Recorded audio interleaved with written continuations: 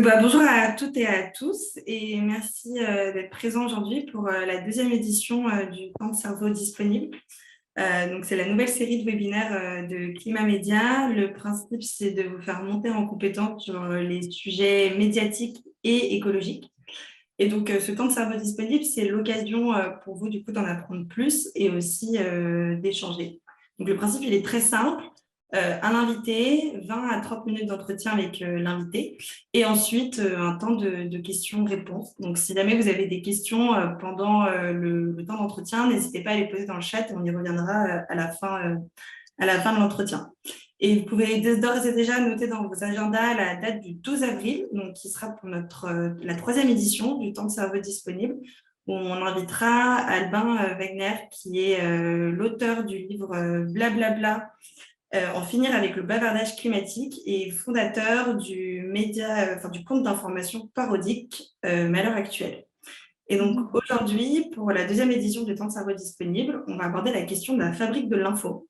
Et donc pour ça, on a la chance d'avoir Catherine Catin, qui est journaliste indépendante, et animatrice de la fresque du climat. Donc grosso modo, les questions qui seront abordées pendant ce temps de cerveau, ce sera comment les journalistes sélectionnent-ils les informations dont ils vont parler, comment décident-ils du temps qui sera accordé au reportage, sous quel angle l'information sera-t-elle traitée, et existe-t-il une information 100% objective ou bien la couverture d'un événement est-elle forcément subjective? Et notre petite question introductive, peut-être Catherine, tu peux nous expliquer plus en détail ce qu'est la fabrique de l'info. Merci pour cette présentation, Marina. Donc, la fabrique de l'info, c'est un point de vue sociologique sur l'information, sachant que l'information, elle est telle qu'elle est envoyée, elle est transmise, elle a été créée puis fabriquée par les journalistes et les médias. Elle est produite et à partir de là, elle n'est jamais neutre ni objective. C'est quelque chose qu'on a commencé à découvrir avec la naissance vraiment des journaux, c'est-à-dire au 19e siècle. Et tout à coup, il a commencé, c'était l'âge d'or des journaux, c'est le 19e siècle, avant l'arrivée de la radio, avant l'arrivée de la télévision, puisqu'ensuite, ces médias ont peu à peu grignoté le terrain des journaux. Mais au 19e siècle, il y a cette expansion des journaux et puis tout à coup, il s'agit de se différencier. Comment faire pour que les journaux, les gens viennent plutôt acheter ce journal plutôt que celui-là. Et donc, il va y avoir la naissance des plumes. On connaît une très célèbre qui s'appelle Albert Londres. On va aussi créer, par exemple, des nouveaux formats avec les feuilletons qui vont, une histoire, un reportage, une enquête va se dérouler sur plusieurs épisodes pour fidéliser les lecteurs. Et donc cette information, elle va être produite à travers plusieurs filtres. On a d'abord le filtre du journaliste ou de la journaliste qui va aller rapporter un événement. Donc, par exemple, un événement, ça peut être soit une catastrophe, donc ce sera un fait divers, soit une annonce politique, que ce soit l'annonce d'une nouvelle loi, que ce soit la création d'une commission, que ce soit une manifestation. Ça peut être la création d'une nouvelle marque, le lancement d'un produit. Ça peut être raconter une histoire exceptionnelle, mais ça va, en le rapportant, on va définir, on va donner un sens à cet événement et on va lui donner une importance. C'est-à-dire qu'il peut y avoir des milliers d'enfants qui meurent chaque jour et on ne le sait pas parce que personne n'en parle, sauf les personnes qui sont directement touchées, les parents, la famille, les amis, etc. Ça va devenir un événement si les médias en parlent pour une raison XY, parce que c'était exceptionnel, parce que c'est particulièrement sordide, parce qu'il y a des détails qui rendent cette mort d'enfant, on va dire, ordinaire, qui vont donner une raison qu'on en parle. À la base de tout ça, on a quand même les commérages. Fondamentalement, le journalisme, c'est du commérage avec des règles. C'est tout. c'est du commérage professionnel, où la profession elle a fini par se cadrer, parce qu'on ne peut pas raconter n'importe quoi, n'importe comment, parce que ça a des conséquences ensuite. Par exemple, le suicide, on n'en parle plus. Simplement parce qu'au 19e siècle, il y a eu des rapports de jeunes qui se suicidaient, et qu'on a constaté que lorsqu'il y avait des gens qui n'allaient pas bien et qui disaient que d'autres s'étaient suicidés parce qu'ils n'allaient pas bien, eh bien, qu'est-ce qu'ils faisaient? Principe de l'imitation, ils faisaient pareil. Donc, c'est pour ça que maintenant, dans les médias, en général, on ne parle jamais de suicide. Et lorsqu'il y a un train ou quelque chose, par exemple, le trafic ferroviaire est bloqué parce qu'il y a une personne qui s'est suicidée, on ne dit pas que la personne s'est suicidée. On dit juste qu'il y a un accident de ferroviaire et c'est un accident de personne.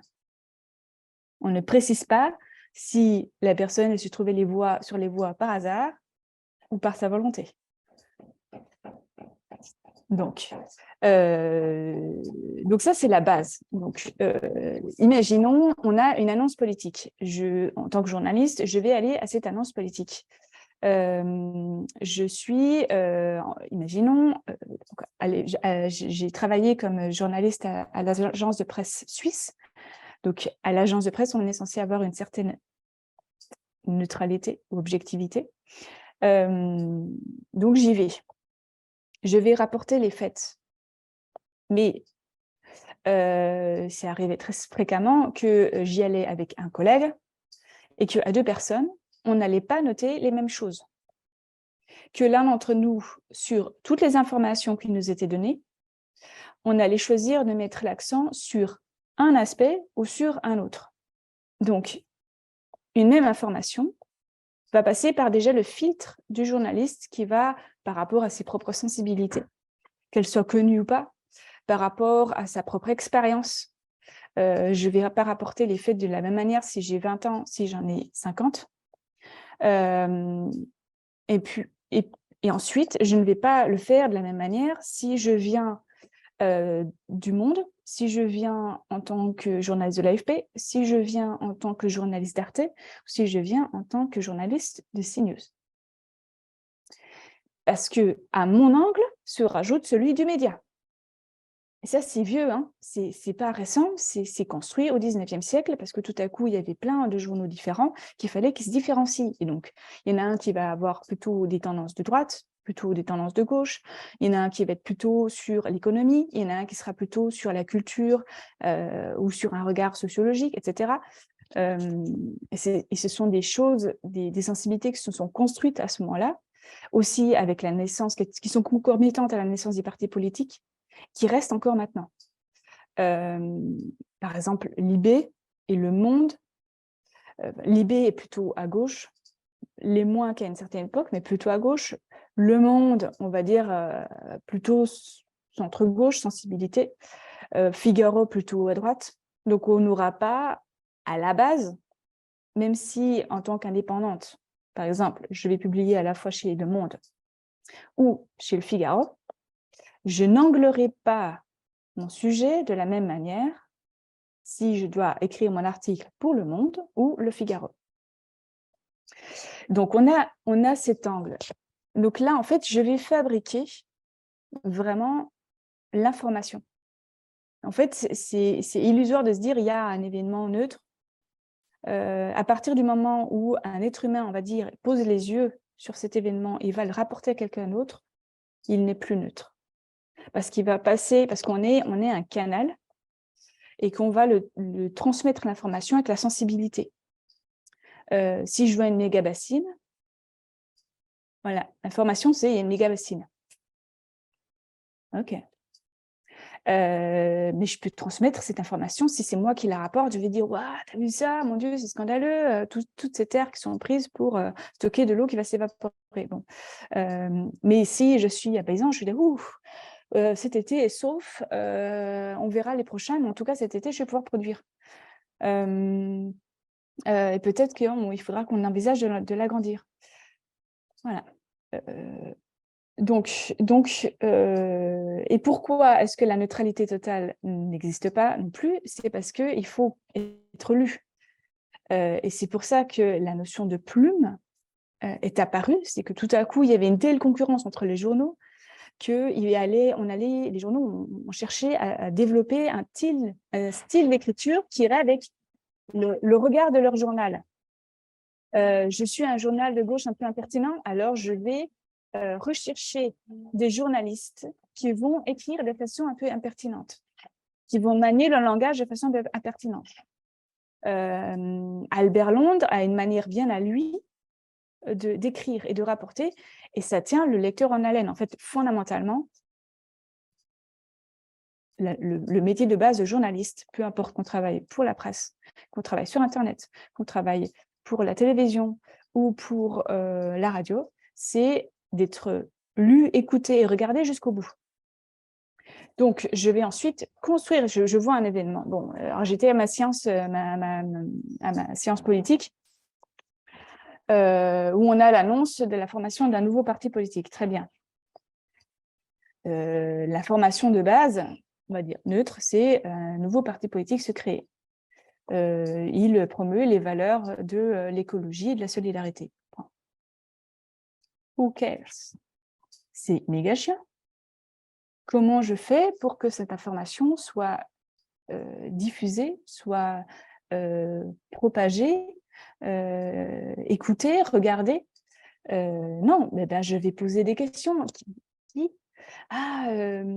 Ce sont un collectif de femmes qui étaient paysannes et ont décidé de fonder ce nouveau parti parce qu'elles ne se sentent pas représentées par les partis écologistes et socialistes actuels. Ok, j'ai un angle. Et peut-être que je vais raconter l'histoire de ces femmes de façon à ce que les gens s'identifient à eux et à elles et que les personnes écoutent le récit jusqu'au bout. Et donc, le sujet devient plus vraiment il y a un nouveau parti politique, mais des femmes ont créé un nouveau parti politique parce qu'elles ne se sentent pas représentées. Après, je peux aussi, du coup, il y a un autre média qui se dit, tiens, c'est intéressant cette histoire, eh ben, je vais m'intéresser, je ne vais pas parler directement de cette... En fait, ce sujet-là va me servir à enquêter sur la représentation au sein des partis politiques. Donc, ce sera mon angle. Et puis, un autre qui va me dire, tiens, mais en fait, c'est qui c'est le journaliste économique qui va dire, c'est qui finance ça? Donc, lui, il va poser des questions sur qui vous finance. Il va commencer par un parti financé par, je ne sais pas moi, l'Union européenne des paysans de gauche, voit le jour en France. Voilà, lui, c'est son angle. Donc, chaque journaliste, et ça, on apprend à l'école, c'est comment j'écris, comment je structure l'information que je reçois pour qu'elle soit pertinente pour mon média et mes lecteurs, et pour que ce soit intéressant, pour que ce soit passionnant et que j'accroche. Je me souviens très bien qu'un de nos profs nous disait, votre lecteur, quand vous écrivez, vous devez le prendre par la main avec votre premier mot et vous ne le lâchez plus jusqu'à la fin du dernier point. Et ça s'apprend. Et un des moyens, c'est la petite phrase. C'est un détail, la couleur d'une veste, le ton, la voix qui tremble d'émotion. C'est, je ne sais pas moi, la mise en scène. Ça va être des choses comme ça que le journaliste va noter et va se dire, OK, je vais commencer mon histoire par ça, parce que ce détail, il n'est pas neutre, il révèle tout le reste. Mais ça, c'est tout construit. À la fin, l'histoire de base, un parti politique naît, il disparaît. On raconte une histoire. Et les journalistes racontent des histoires. Sauf que ces histoires, c'est des bouts de réalité.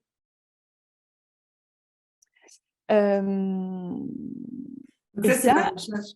hmm, Pardon, c'est effectivement la recherche du sensationnalisme, de l'identification, etc. Est-ce que du coup, tu pourrais nous donner un peu des exemples concrets de une information et voir voilà, comment elle est traitée par différents médias? ouais, et ben en fait, on venait de publier les One Forest Summit et je me suis dit, c'est hyper intéressant parce que, donc, on a un événement. La définition de cet événement par le One Forest Summit lui-même, c'est un sommet pour faire progresser notre ambition collective en matière de préservation et de gestion durable des forêts tropicales. Voilà. Là, on a une information de base. Donc, nous avons eu TF1 qui a fait un reportage. À travers eux, on a un angle économique, le tourisme, européocentré, les touristes européens, photographes, qui vont aller au Gabon pour photographier les derniers vestiges de la forêt vierge. Bon. On a France 2. Et là, on va avoir l'angle biodiversité un peu plus scientifique, mais pas forcément neutre, et la déforestation au Cambodge. Ce qui est intéressant, c'est que ils ont pris un exemple loin de chez nous. C'est le Cambodge. Aucun lien n'est fait avec, par exemple, des revendeurs européens. On parle juste de la déforestation au Cambodge. On fait le job. Hein.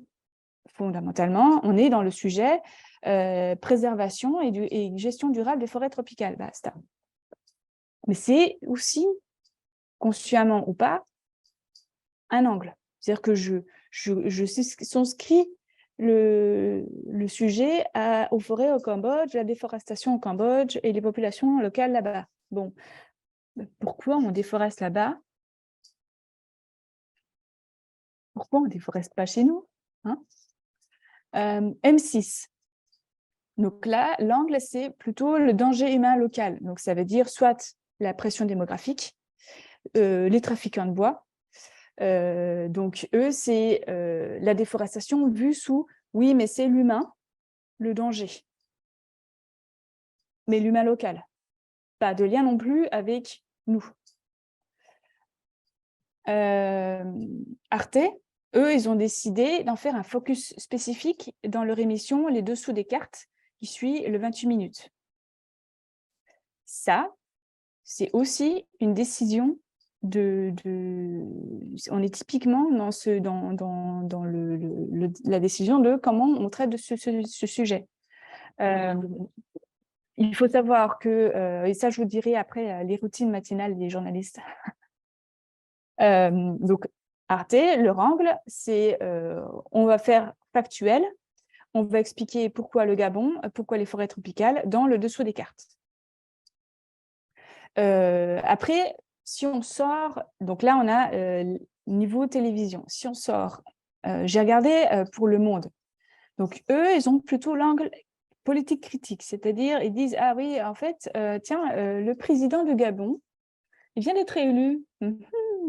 Et donc, en fait, pour eux, c'est une opportunité politique. Et puis, ils ont fait en fait 2 articles. Donc, un, c'est quel hasard que ça ait lieu au Gabon alors que le président vient d'être réélu, que par ailleurs Macron est en difficulté ailleurs en Afrique. Donc, c'est pas neutre d'un point de vue politique. Donc, eux, ils vont faire l'angle politique. Et ils ont fait un deuxième article avec un angle plutôt écologique, mais critique. Leur titre, c'est « Promettre une rente aux États ne permettra pas de réduire la déforestation ». Et puis, ils ont une interview avec un économiste local qui critique en fait carrément la création d'un forêt sur place, d'un sommet sur place. Ensuite, on a Libération. Pareil, on a là aussi un angle politique. Et eux, ils titrent « Le Gabon veut prendre le leadership économique écologique en Afrique ». Voilà. Donc, eux, ils titrent, ce qui les intéresse, c'est la position du Gabon et en quoi ça pourrait leur être utile. Et puis, on a finalement Radio France. Donc, eux, ils font un sujet d'1 heure là-dessus. Ah oui, je précise que pour TF1, France 2 et M6, on est dans le cadre de journaux, de sujets à l'intérieur de journaux, et donc forcément des sujets assez courts. Donc, plus le sujet est court, plus long et précis. Pour Radio France, on a un sujet d'1 heure. Et donc, eux, ils rappellent l'impact de la culture de cacao, café, soja. Ils rappellent l'importance des politiques françaises et européennes par rapport à ça. Ils rappellent le soutien politique au président gabonais qui vient d'être élu. Et ils expliquent les critiques de militants écolos locaux sur ce sommet. Donc, eux, en 1 heure, ils donnent tout l'ensemble d'informations que les autres donnent de façon très ciblée parce qu'ils ont moins de place. Voilà. Donc ça permet en fait de voir ce que c'est que la diversité des médias et pourquoi c'est important.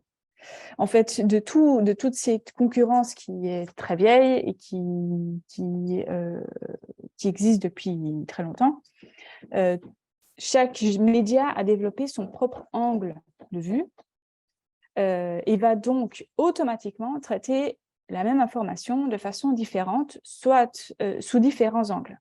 Il y en a un qui aura plutôt l'aspect politique, l'autre écologique, l'autre économique, l'autre d'un point de vue de moi-même, d'autres d'un point de vue de eux, etc.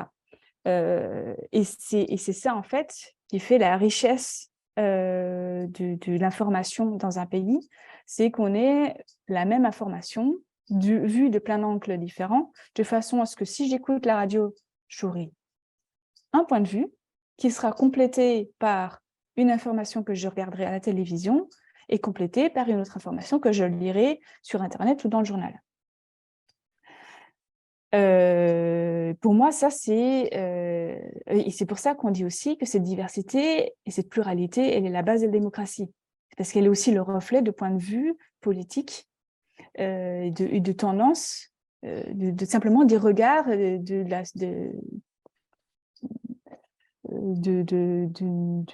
citoyens. En fait, ce sont des citoyens. Et justement, là-dessus, est-ce qu'on peut aussi considérer que le temps accordé à un sujet et les moyens financiers qui vont être alloués à ce sujet c'est jamais peut neutre. aussi être considéré comme de la fabrique de l'info? Bien sûr. Le matin, que fait un journaliste lorsqu'il se lève? Alors, quand j'étais journaliste en Suisse pour l'agence de presse nationale, la première chose que je faisais quand je me levais le matin, c'était d'allumer la radio et d'écouter ce que mes collègues des bulletins de 7 heures disaient. Quels étaient les titres? Quelle était la une? Est-ce qu'il y avait eu un nouvel événement? Est-ce qu'il y avait quelque chose de neuf? Est-ce qu'on revenait sur un débat télévisé qui avait eu lieu la veille et que je n'avais pas eu le temps d'écouter? Est-ce qu'il y avait eu des punchlines? Est-ce qu'il y avait une petite information qui venait de sortir sur un sujet que je suivais? Bon. Ensuite, je regardais les journaux. Donc, les journalistes se lisent. C'est ce qu'on appelle la circulation circulaire de l'information. C'est un vieux truc qui date de Pierre Bourdieu. Vous aurez reconnu cette métaphore un peu. En gros, l'information circule au sein des journalistes qui font leur popote, qui vont tous s'écouter, se regarder, se lire parmi, pour savoir comment est-ce que mon collègue a parlé du même sujet que moi, est-ce qu'il a un autre sujet, est-ce qu'il a un scoop, s'il a le même sujet que moi, est-ce qu'il n'aurait pas une petite information en plus? Si c'est le cas, je vais reprendre le sujet avec cette petite information en plus et faire circuler cette information. Et ce qui fait que ça va donner énormément de place à certains sujets qui sont par ailleurs à la base très petits. Ça vaut beaucoup pour des sujets politiques, mais aussi pour des faits divers. Exemple, Pierre Palmade. Fondamentalement, l'information de base, c'est un automobiliste sous stupéfiant a eu un grave accident avec une collision frontale avec une autre voiture. Il y a 3 blessés graves. Là, c'est l'information de base. Là, c'est l'information de la police. Évidemment, il y a un des conducteurs, le conducteur fautif, est un acteur célèbre. Première info. Et puis, parmi les passagers blessés, il y a un enfant et une femme enceinte. Et cette femme enceinte a perdu son bébé. Deuxième info. Et donc là, tu as le cocktail préféré des journalistes faits divers. Et donc, c'est à celui qui aura le plus d'informations. Et dans le fait divers, on veut avoir le plus de détails possible. Genre, limite, quelle était la couleur du slip de Pierre Palmade ce jour-là. Donc, si tu as un média raisonnable, ou genre Le Monde, tu vas faire un article sur le méfait des stupéfiants au volant. Pierre Palmade et machin, oui, mais c'est pas le seul, donc plein. Et puis, si tu es un média dans les faits divers, eh ben, tu vas chercher à avoir des photos, tu vas chercher à avoir les traces de coke sur la table, tu vas chercher à avoir la discussion avec la jeune fille pour savoir s'il n'avait pas pécho aussi, par hasard, parce que s'il y avait un peu de cul avec la coke, ce serait quand même pas mal. Parce que ça fait lire. Hein. C'est quand même, on est tous humains. Et donc, que disent les commères dans le village? Que disent les commères? Qui a couché avec qui? Qui a trompé qui? Non, mais c'est ça, hein, moi je sais, ma grand-mère était comme ça. Qui a trop bu? Qui abuse d'alcool? Enfin bref, c'est ça. Hein. Et donc, c'est pareil pour les médias. Pourquoi tout le monde a parlé de Pierre Palmade? Parce que, t'as vu, c'est l'acteur, ouais. Apparemment, il avait déjà été coffré sur... Les journalistes sont pareils, sauf qu'ils vont le faire de façon un peu professionnelle. Et ils sont censés respecter certaines règles, notamment de protection des personnes. Bon, Pierre Palmade n'en bénéficiera pas, parce qu'il n'a pas de chance, il est connu.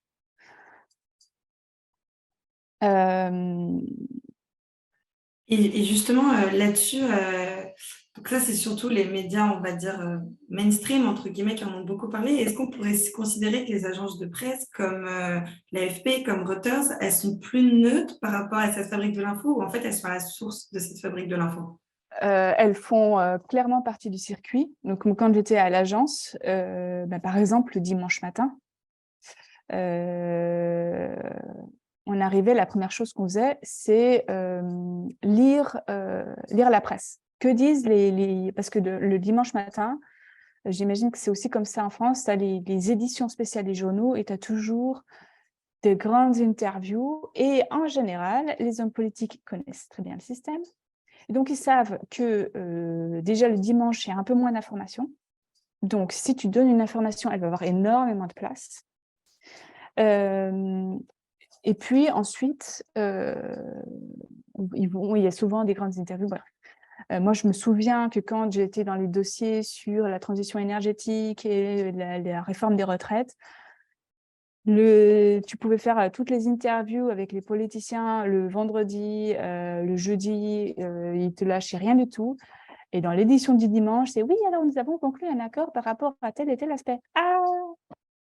Et donc, fondamentalement, c'était une information comme ça, d'un point de vue objectif de ce qui est dans la life des gens. Mais pour moi, en tant que journaliste politique et dans le milieu, le microcosme du sérail politique, c'était une mini-bombe. Donc, en tant qu'agence de presse, nous reprenions, et en fait, tous les journaux, ils ont aussi intérêt à ça, c'est que quand tu as un scoop ou peu importe la taille de ton scoop, si c'est une information un peu plus sur cette réforme des retraites, ah oui, mais en fait, c'est que tant de pourcentage de personnes qui sont concernées par les 1 200 €, et qu'avant, on n'en parlait pas et que tu es le premier à apporter cette information-là, l'agence, elle va citer le nom de ton média en citant cette information-là. Et donc, ça veut dire que tous les médias français savent que cette nouvelle information, elle vient de ton média. Donc, c'est hyper important au sein de la profession pour des jeux de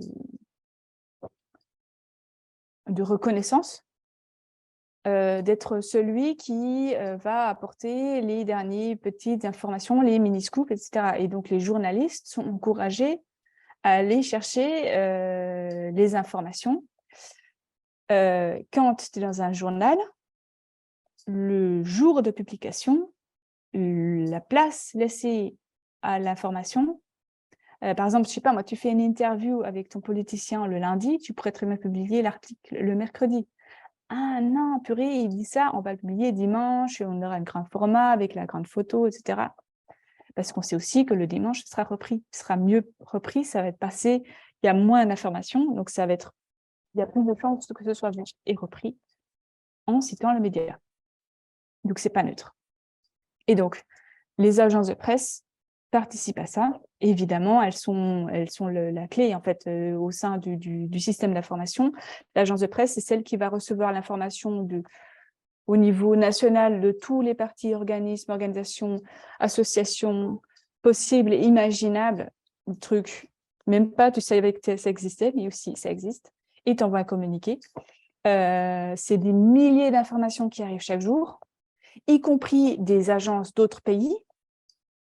Donc, ça passe par un filtre parce qu'évidemment, on ne retransmet pas tout à nos clients. Qu'est-ce qui est pertinent?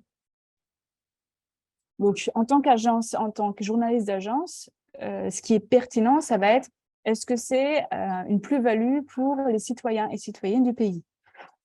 Parce que fondamentalement, du coup, tu as un angle national. Mais après, tu vois, tu as aussi ton regard biaisé de journaliste. Si tu es à fond sur une affaire, tu estimes que le dernier détail, il est super important. Alors que peut-être que du point de vue d'un paysan en Charente, pas trop. Voilà, c'est un biais.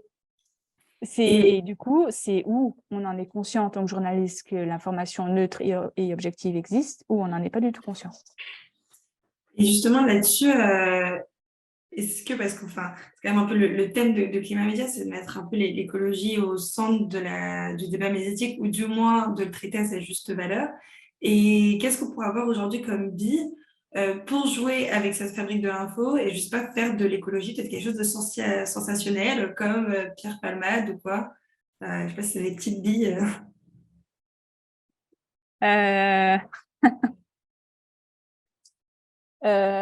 En fait, c'est assez malheureux si on a des organisations comme Action Rébellion ou Dernière Rénovation qui vont faire des coups médiatiques, c'est-à-dire que si tu veux faire parler de toi, tu asperges un tableau de peinture. Parce que tu vas créer un événement qui est choquant, qui est surprenant, et que du coup, ça va permettre, en fait, cet espace de choc va permettre la délivrance du message. Le seul danger, c'est que le choc soit tellement grand qu'on n'entende plus le message. En fait, pour l'écologie, j'ai envie de dire que le climat nous aide bien. En fait, moins il fera agréable, plus ça deviendra, tu vois, par exemple, les questions de pénurie d'eau. Les journalistes commencent à en parler partout parce que ça commence à devenir structurellement important. Et qu'en même temps, ils commencent aussi à se rendre compte du fait qu'il leur manque des billes pour bien comprendre vraiment ce qui se passe. Que tout à coup, quand tu as des sécheresses à répétition, juste dire « Ah, il fait sec ». Ouais, mais il me manquait pas un truc là. Voilà. Et par exemple, dans les pays où c'est moins grave, où par exemple en Suisse, le milieu journalistique est encore, sauf certains, mais en grande enfin, tu as des journalistes des médias, enfin des rubriques scientifiques qui sont très au fait du sujet, qui essaient de pousser. Tu as les jeunes journalistes dans certaines qui essaient de pousser, mais les autres, c'est non, on est le château d'eau de la Suisse, le château d'eau d'Europe, donc pas de problème. La technologie nous sauvera. Et du coup, si pour eux, il n'y a pas de problème, il n'y a pas de sujet, il n'y a pas de sujet. En fait, si en tant que journaliste ou simplement en tant que citoyen, j'ai juste pas conscience qu'il y a un problème, il n'y a pas un problème. Donc, il n'y a pas de sujet. Et puis j'ai l'impression qu'en fait, comme tu disais au début, le climat nous aide, on commence à arriver avec certains marronniers en ce moment. Enfin voilà, le gel en avril, les incendies l'été, la canicule en juin, enfin bon, Oui, c'est un donc peu en fait, c'est unique, juste mais que ouais. tout à coup, en fait, il faut que, pour que les journalistes réagissent, il faut que tout à coup, ils se sentent désemparés à se dire, mais je ne sais pas comment raconter ça. Je sens que il manque une couche pour donner sa juste mesure à l'événement qui est en train de venir. Par ailleurs, du coup, des citoyens qui viennent, parce que quand même, les journalistes donc sont des gens, en fait, d'un point de vue du métier, tous les journalistes ont fait de hautes études, c'est-à-dire à minima université, à minima en Suisse, mais je crois en France aussi, master, haute école. Donc, tu sais, et ensuite, tu passes quand même ta journée à lire, à t'informer, à voir du coup ce que font tes collègues. Donc, tu te sens, tu penses tu penses savoir ce qui est un frein, mais ce qui devient extrêmement énervant et problématique quand le simple citoyen, je mets les guillemets, le simple citoyen, vient te dire, en fait, tu es juste à la ramasse. Tu vois, la réaction que vous avez eue chez TF1 ou M6, je ne sais plus, c'est typique de la réaction corporate. Déjà, je défends, même si ensuite je vais aller taper sur mes journalistes parce qu'ils font nimp, je défends tout. Et je reste dans ma posture de non, mais je connais mon métier, je sais de quoi je parle, on est déjà bien au courant du problème, mais on réagit. Et genre, so what?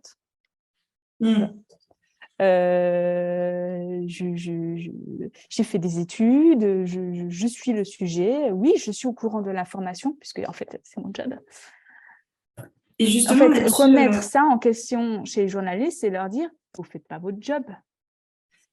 et justement, là-dessus, est-ce que toi, en tant que journaliste indépendant, tu as déjà été face un peu à des contraintes économiques et de temps où tu te rendais Oui, compte que sur un c'est sujet, il fallait que tu exactement. creuses beaucoup En plus, aller fait, voir un spécialiste ou quoi, et que tu n'avais pas assez de moyens qui étaient alloués?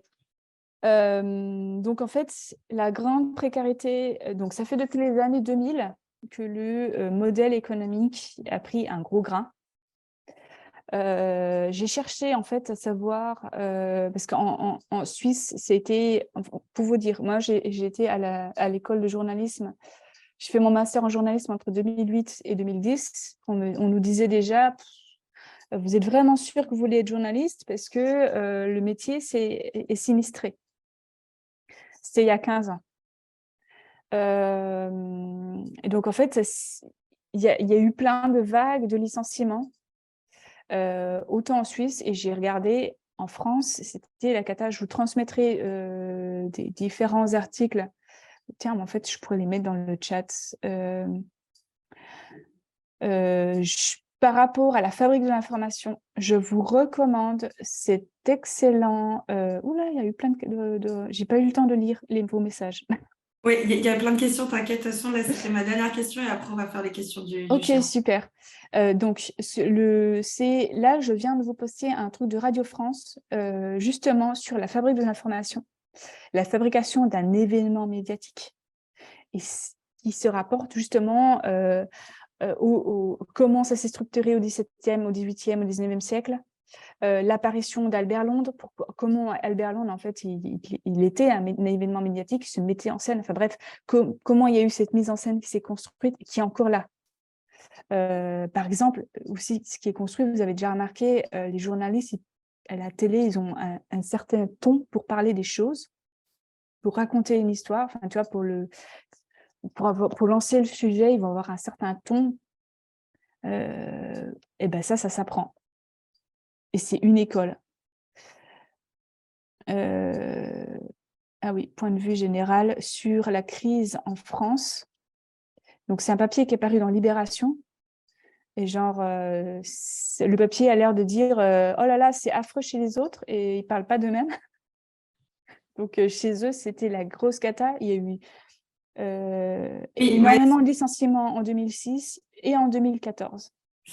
Le Monde, il y a eu des énormes vagues de licenciements entre 2004, 2006, 2008, puis de nouveau 2014, 2015, puis de nouveau 2019, 2020, 2018, 2019.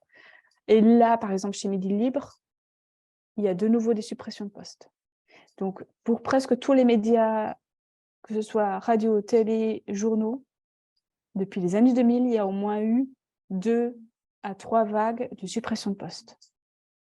Donc, beaucoup moins de journalistes, y compris chez France TV, c'est 8% de journalistes en moins. Et du depuis entre 2016 et 2020. Ça veut dire qu'en tant que journaliste, où tu es censé t'informer pour bien savoir, creuser les informations, ça, c'est des choses que tu ne peux faire que quand tu as des moments de libre. C'est-à-dire, en gros, un moment où il n'y a pas d'actu, comme on appelle. Moi, je me souviens qu'à l'ATS, on utilisait les creux de l'été où il y a une période où il ne se passe rien en politique.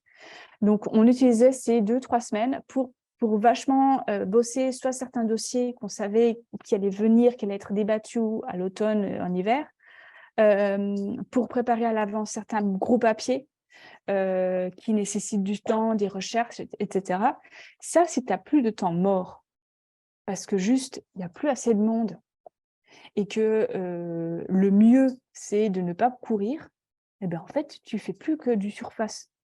Donc, tes sources, tu vas faire du copier-coller des agences, des notes des agences, des papiers d'agences de presse.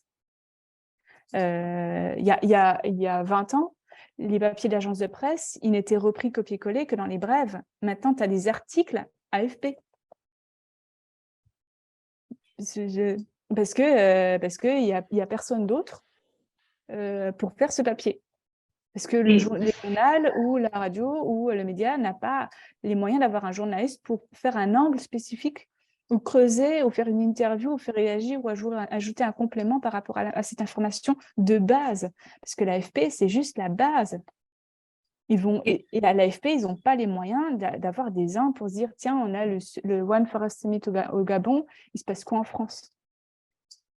Et outre ça, dis-moi si je me trompe, mais du coup, cette vague de licenciement, elle est accompagnée aussi d'une hausse de recrutement de pigistes, non?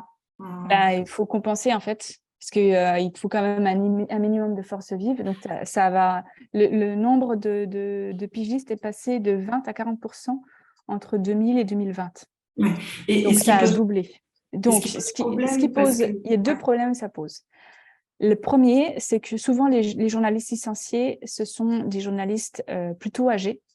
Ça veut dire très expérimentés, avec une grande mémoire de ce qui s'est passé dans leur milieu, dans leur rubrique, etc.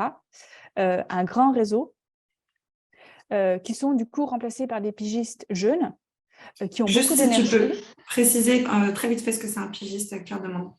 Ah oui, désolée. Un pigiste, c'est un journaliste indépendant qui va être payé à l'article. Et en fait, en France, ils ont un statut assez spécifique, ils sont salariés. En fait, il y a un contrat qui est conclu entre le journaliste indépendant et l'employeur. L'employeur va du coup payer les parts sociales. Donc, c'est vraiment un statut, un journaliste pigiste n'est pas auto-entrepreneur. il est salarié, mais du coup, pour vous dire le prix d'une pige, donc une pige, c'est un feuillet. Un feuillet, c'est une demi-page, c'est 65 €.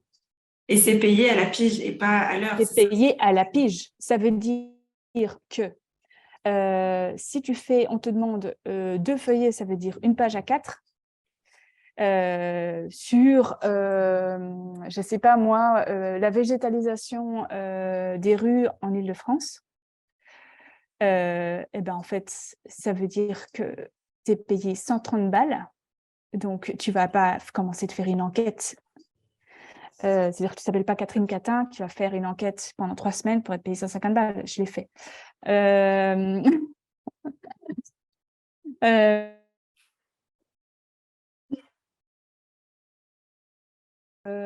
Des espaces verts à la ville de Paris ou mieux à la région Île-de-France. Et puis, tu lui demandes où est-ce qu'ils en sont. Oui, voilà, nous avons prévu de planter tant de plantes, on a déjà fait tant de rues. Voilà, super. Bon. Tu vas à un endroit, tu fais des jolies photos, un peu près, parce que sinon, on n'a pas l'impression qu'il y a assez de verdure, et c'est tout. Donc, la qualité baisse, forcément. Et tu penses que, pour reprendre la question de Claire, et là, du coup, on va switcher vers Ah les oui, questions. alors, du coup, je n'ai pas du tout lu les questions. Non, t'inquiète, t'inquiète. Tu penses que c'est dû à quoi cette vague de licenciements dans les médias? Est-ce que c'est un manque de moyens? Est-ce que c'est lié au Christ? Alors, en fait, c'est arrivé avec l'arrivée d'Internet, qui a mis à mal donc, le modèle économique des médias depuis qu'ils existent. C'est à la fois l'abonnement et à la fois la publicité. Sachant que au 19e siècle, par exemple, c'était vraiment beaucoup les abonnements. Puis la publicité s'est développée. Et au sortir de la Deuxième Guerre mondiale, ça vraiment, le gros modèle économique, c'était vraiment la publicité et le lectorat. Donc, le lectorat a diminué de plus de moitié, pour vous dire, en France, entre 1950 et 2000. Parce que des habitudes différentes.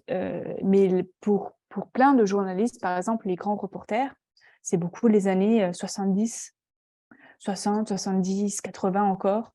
Moi, je me souviens de collègues, quand j'étais toute jeune journaliste, qui parlaient de l'âge d'or de l'ATS, donc l'agence de presse, où même à l'ATS, on avait les moyens d'avoir des reporters qui allaient sur le terrain, qui étaient envoyés en Afrique, au Moyen-Orient. Personne ne regardait parce qu'il y avait tellement de pubs.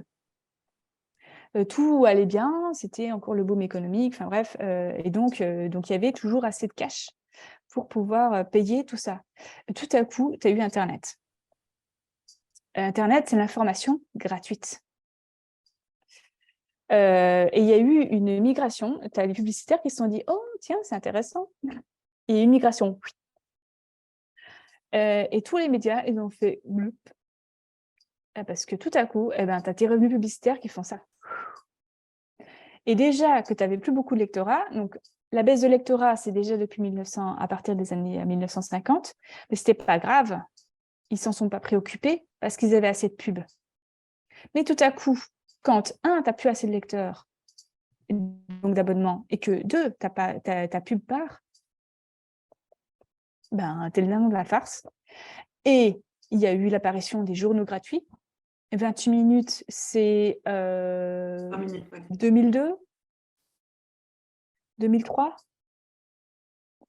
En Suisse, et ça a phagocyté.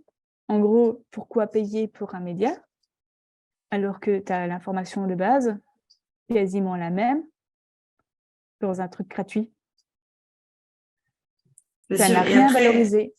Et c'est le serpent qui se mord la queue parce que du coup, on a une recherche de différenciation encore plus grande des médias et de sensationnalisme encore plus grand. Et Oui, une réponse à laquelle on sort souvent avec les chiffres, exactement. on a besoin de notre audience. Du coup, tu licencies des journalistes, donc tu as moins de journalistes. Donc, à la fois, tu as moins de monde pour faire des papiers, parce que en fait, ce qui différencie vraiment la plus-value que pouvait apporter un média, c'est des enquêtes, c'est des reportages, c'est des articles bien anglais, c'est justement ce petit détail que tu vas noter en début d'article, parce que c'est ça qui révèle tout. Mais pour pouvoir le faire en tant que journaliste.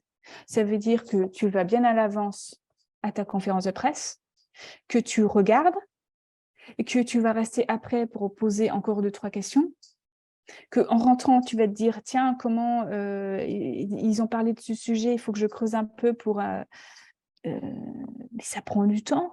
Ça prend et ça prend du temps de cerveau disponible.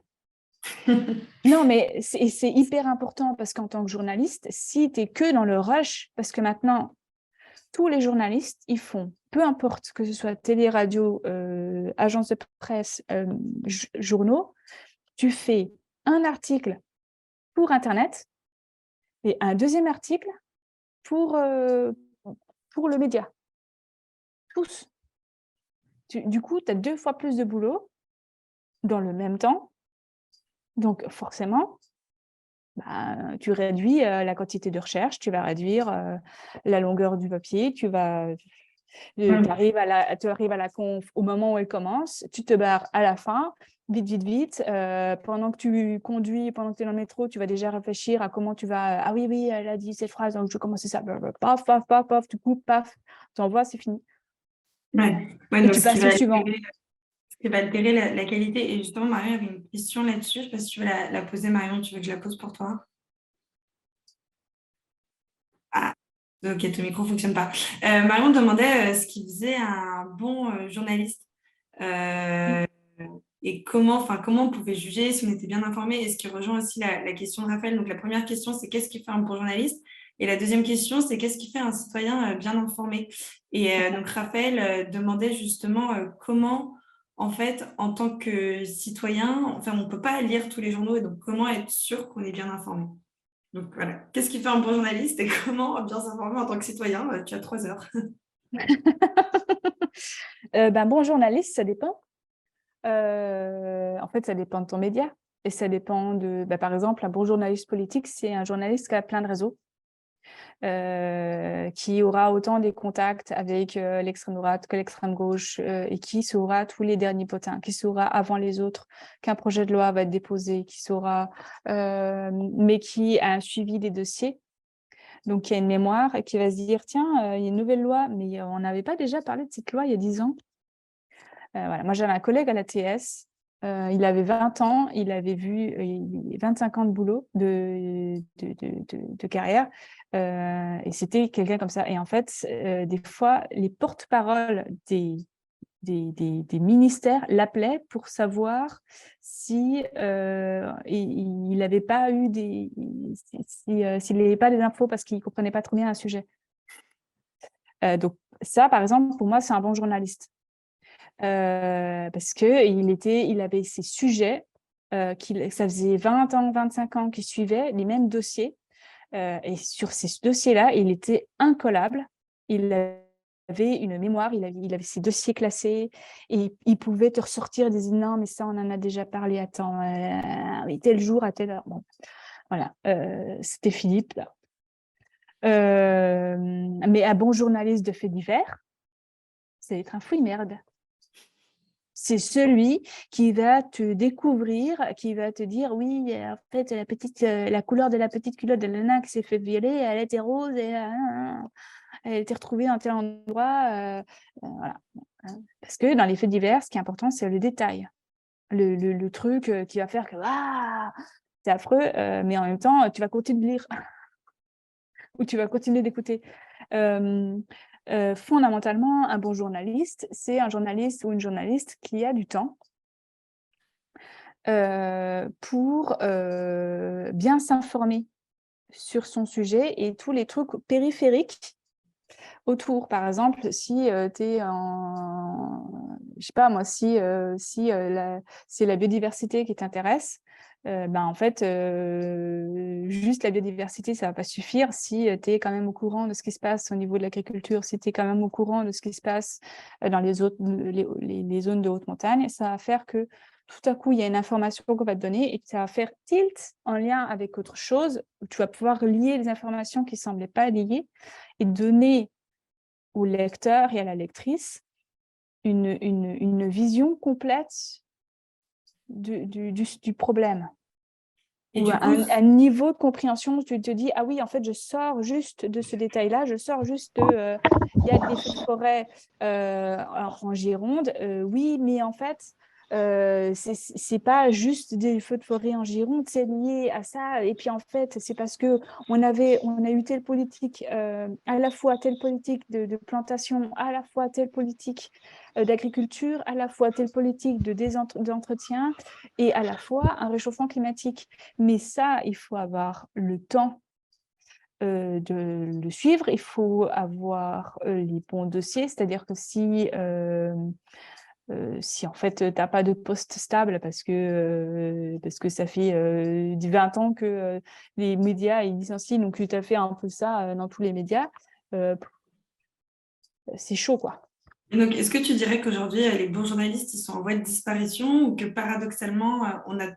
Parce que, enfin, moi, j'ai l'impression que, tu vois, par exemple, des journaux comme Mediapart ou des émissions comme Cache Investigation, on va aller plus titiller peut-être qu'avant certains sujets et mener plus loin l'enquête.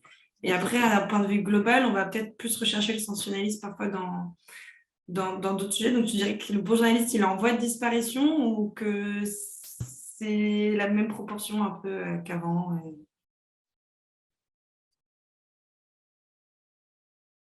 Je lis en même temps les questions. Euh,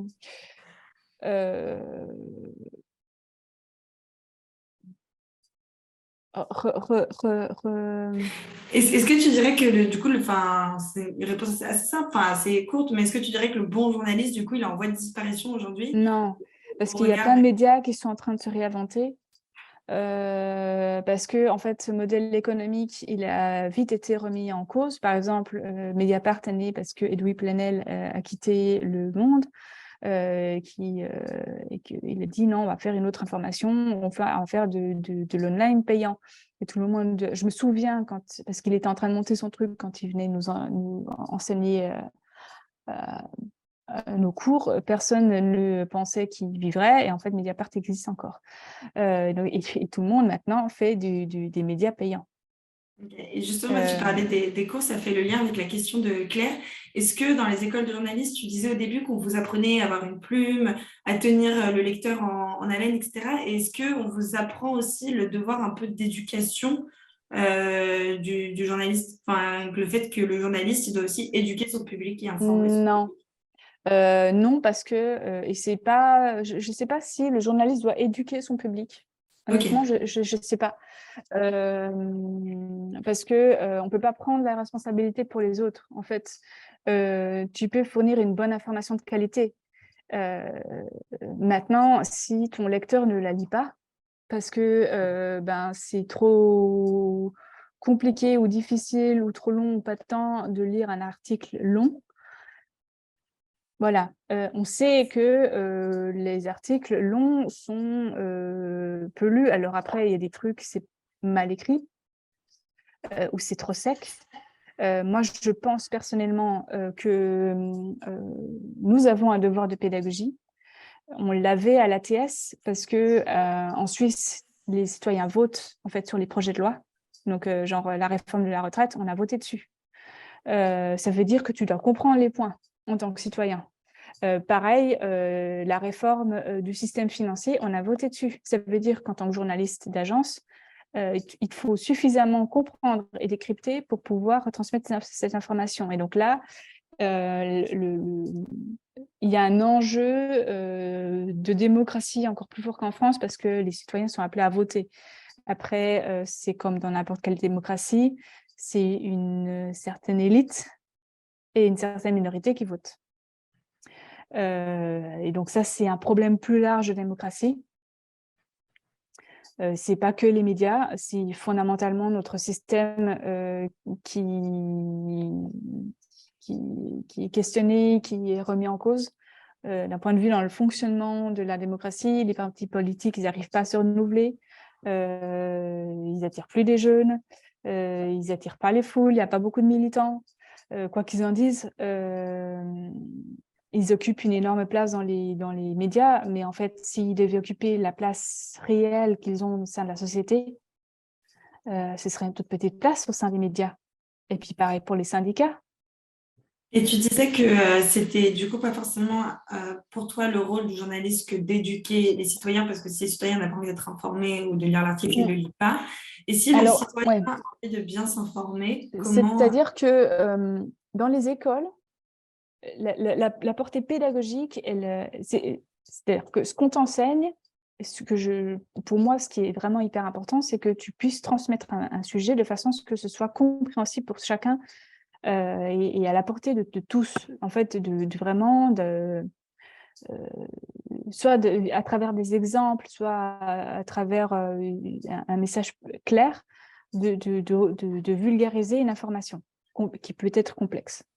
Et tu apprends à faire ça d'une certaine mesure, mais si tu n'as pas cette éducation, tu ne vas pas éduquer ton lecteur. Tu t'arranges en fait pour mettre l'information à sa portée. Donc, si tu as un sujet hyper complexe, tu vas essayer de le décortiquer en petits bouts. Tu vas essayer par exemple, si tu parlais des sujets financiers, eh ben, le plus simple, c'est de l'exemplifier à travers tu vas chez des gens et tu leur dis, bon, alors, sortez-moi vos comptes, sortez machin, et tu l'exemplifies, et avec la réforme, il y a ça et ça et ça qui va changer. Et donc, ça permet de rendre la chose concrète. D'accord. Et du coup, pour répondre à la question de Marion, aujourd'hui, si on a la volonté d'être bien informé, qu'est-ce que tu nous conseilles de faire en ayant justement en tête qu'il y a cette fabrique de l'info et que toute info est subjective un peu? Ben, c'est d'aller piocher des informations les plus diverses possibles. En fait, et ça rejoint un peu la question de qu'est-ce que je peux faire pour être un bon citoyen. Ben, déjà, c'est de t'informer, donc à minima. Je connais, j'ai vécu sans information jusqu'au Covid, où j'ai découvert qu'il y avait le Covid 4 jours avant. Voilà. Avant le premier confinement. Bon. Donc, c'est un truc qui te tombe de nulle part. Donc, en fait, c'est s'informer pour savoir quand même ce qui se passe un minimal dans le monde. Et donc là, ça peut être un média généraliste. En France, j'aime bien France Info, j'aime bien Le Monde, pour avoir l'info de base. Il se passe ceci, il se passe ça en Ukraine, il se passe ça en Chine, il se passe ça en France, voilà, bon. Et puis ensuite, eh ben, il y a plein de podcasts différents et je vais vraiment aller chercher ce qui me... Par exemple, je lis beaucoup La Conversation, qui est à la fois un média de journalistes et de scientifiques, qui va analyser des sujets pas du tout pas toujours selon l'actu chaude du moment, et qui vont le faire d'un point de vue soit vraiment sociologique, soit de neurosciences. Ça fait vraiment une collaboration entre journalistes et journalistes que je trouve très intéressante pour bien comprendre. Mais il y a des trucs plus drôles, plus décalés. J'ai longtemps lu, par exemple, un média comme 21, qui est un gros média de reportage, enquête au long cours, etc., qui a sa version en images avec 6 mois. C'est des photoreporters. Voilà. Mais là, maintenant, par exemple, il y a plein de podcasts différents. Enfin, j'en découvre tous les jours des nouveaux. Donc, puis où y aller au plaisir. Moi, j'adore, par exemple, Chaleur humaine parce que j'adore la voix du journaliste. Mais parce que, justement, ce que j'aime dans sa voix, c'est qu'il ne se pose pas comme un journaliste. Il se pose comme le type du monsieur tout le monde, Ouais, qui a 2 enfants, qui se pose des questions, qui ne comprend pas les trucs, qui le dit, qui avait des croyances, qui le dit, et puis, mais qui a bien préparé ses interviews, et qui va bien poser les questions de façon à ce que j'ai l'impression que l'invité va tout dérouler les informations, alors qu'en fait, si j'écoute bien, je remarque que le journaliste va le faire revenir sur certains sujets. Et je ne sais pas le background parce qu'il y a eu des coupes, il y a eu montage. Ok. Voilà. Merci beaucoup, Catherine. Je ne sais pas si vous avez d'autres questions à poser. Si vous en avez, parler ou taisez-vous à jamais.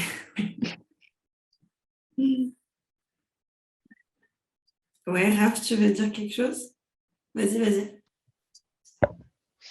Oui, je me demandais un peu, du point de vue de la structure, citoyenne critique qu'on est censé être, comment enfin, c'est pas évident, je trouve, d'apporter une critique face au traitement d'un sujet, sachant que les journalistes et les médias enfin, les journalistes sont totalement, légitimes dans leur choix d'angle, dans leur choix de ce qu'ils veulent raconter sur un événement en particulier et cetera. Ils ont bien le droit de le faire, c'est leur job.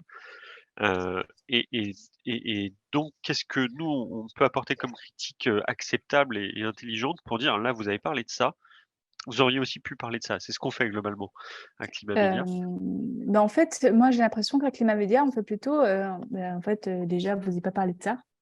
Et puis en plus, vous avez parlé de ça, nimp. Parce que l'angle, que ce soit l'angle du média, tu vois, que TF1 fasse des sujets qu'on sort, bon, ils vont pas changer du jour au lendemain. Mais bon, d'accord, ils ont parlé du One Forest Summit. Bon, très bien. Tu vois, mais par exemple, je trouve que c'est hyper bien qu'on réagisse quand il y a un sujet sur les piscines, parce que là, c'est juste, ça passe pas. En fait, c'est pas le problème. Là, c'est pas l'angle, c'est qu'il y a une fausse information.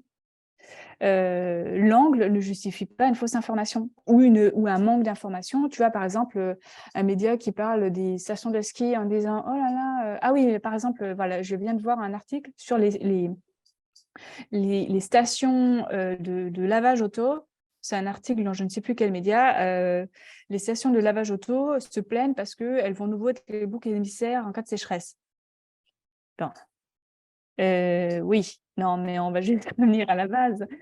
Qu'est-ce qui est essentiel? Donc là, en tant que journaliste, si je fais mon job, c'est que je vais questionner déjà la nécessité absolue de laver sa voiture. Et puis, je vais questionner le système. Pour montrer à mes lecteurs ou à mes auditeurs ou à mes téléspectateurs qu'on est dans un système voiture. Qu'est-ce que c'est quand on parle de système voiture? Mais en fait, c'est ça. C'est que si j'ai des voitures, donc j'ai des routes, donc j'asphalte la terre, mais j'ai aussi plein de fournisseurs autour et que donc il va falloir changer parce que juste consommer des litres d'eau pour Mmh. avoir une grosse voiture rutilante, ça va pas être possible.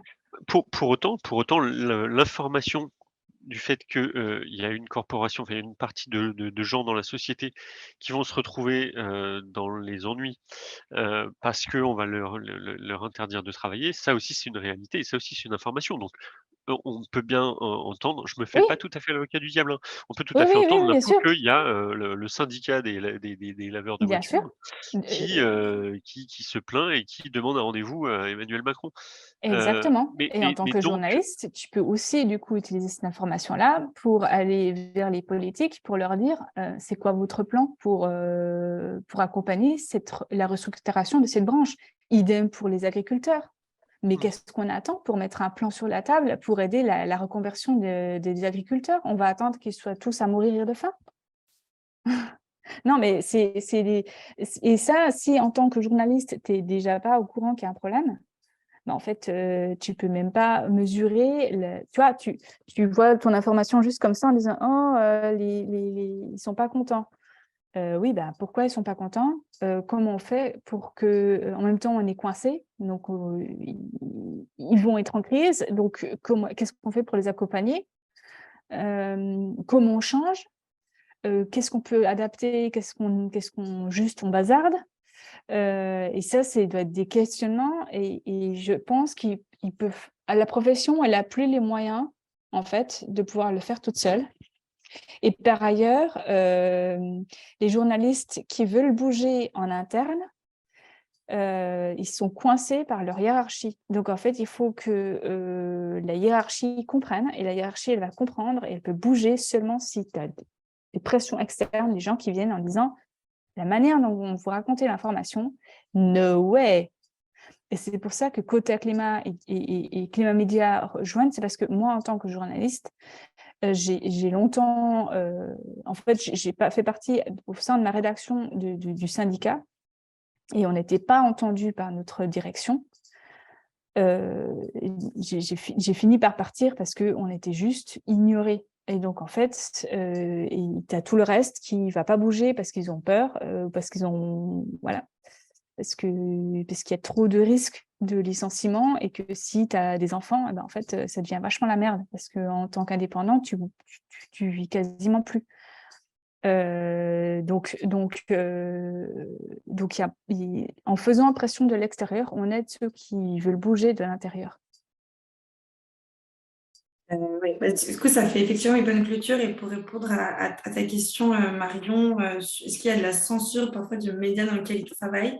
Personnellement, moi, la censure, je ne sais pas, mais je sais qu'en fait, il y a de l'autocensure. J'ai assisté à une table ronde l'année dernière où justement, il disait qu'en fait, il y avait certains, pendant les campagnes donc pour les municipales de Paris, pas celle-là, mais donc celle d'il y a 6 ans, les journalistes du Parisien s'auto-censuraient et faisait plus de papiers sur Anne Hidalgo que sur ses concurrents parce qu'Anne Hidalgo était favorable à l'autolib et que c'était un projet de Bolloré et que comme le Parisien appartient à Bolloré, les journalistes s'auto-censuraient un peu pour proposer plus de portraits des autres journalistes, alors même qu'ils avaient, enfin, des autres candidats, alors même qu'ils n'avaient pas forcément l'ordre de tout en haut, quoi.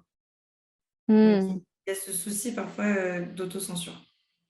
On a un exemple aussi d'un journaliste qui nous a raconté que pendant l'entre-deux tours des présidentielles notamment, les journalistes n'osent pas couvrir les manifestations citoyennes, les marches pour le climat, parce qu'ils ont peur que ce mode de reportage soit un soutien détourné, ou en tout cas qu'on les accuse de faire un reportage qui soutiendrait les écologistes plus que les autres, et donc de crainte d'être accusés, ils ne préfèrent pas couvrir ces reportages-là, en fait.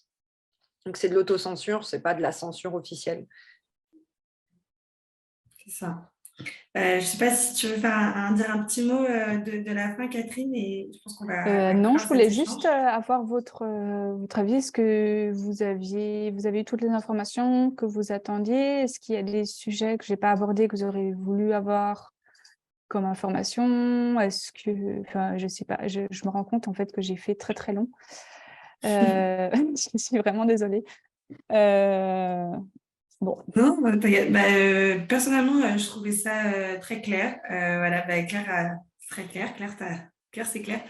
Non, mais clairement, on aurait pu parler encore beaucoup plus longtemps. On a un peu dépassé sur le temps prévu, mais c'était un sujet hyper intéressant.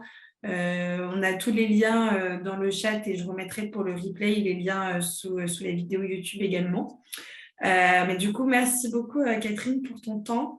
C'était vraiment hyper intéressant d'avoir toutes ces vies pour comprendre un peu comment l'info a été fabriquée et pour nous aussi en tant que citoyens de voir un peu parfois avoir un point de vue un peu critique sur une info et nous pousser à utiliser différentes sources d'informations et en tant que membre de Climat Média de pouvoir analyser de manière plus fine la couverture médiatique des enjeux écologiques. Donc, merci beaucoup Catherine.